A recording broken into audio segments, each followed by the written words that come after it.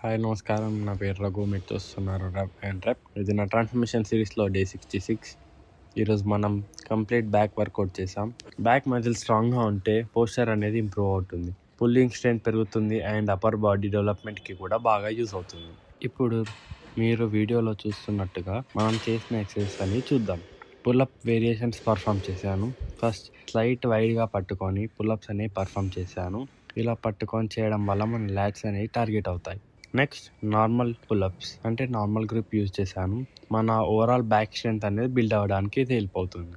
Next full wide pull-ups అనేవి perform చేశాను. ఇది ఎక్కువగా మన అవుటర్ ల్యాట్స్ని ట్రైన్ చేస్తుంది అండ్ వీ షేప్ అనేది రావడానికి యూజ్ అవుతుంది.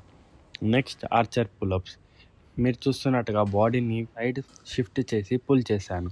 ఇది నా బ్యాక్ స్ట్రెంత్ అండ్ కంట్రోల్ అనేది ఇంప్రూవ్ అవ్వడానికి యూజ్ అవుతుంది. Next lats pull down. మీరు చూస్తున్నట్టుగా వైడ్ బార్ని కిందికి పుల్ చేశాను. ఇది మెయిన్గా మన లాట్స్ మజిల్స్ని టార్గెట్ చేస్తుంది.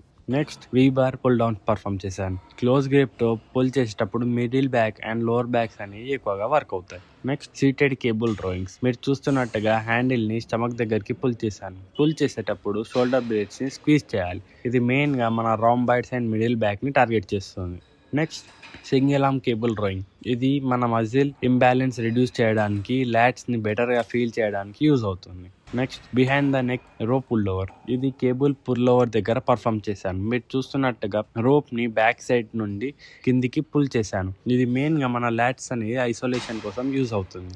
లాస్ట్ హైపర్ ఎక్స్టెన్షన్స్ పర్ఫామ్ చేశాను. మీరు చూస్తున్నట్టుగా బాడీని స్లోగా కిందికి తీసుకొని మళ్ళీ పైకి లిఫ్ట్ చేశాను. ఇది మన lower back strength and spine support కోసం చాలా ఇంపార్టెంట్.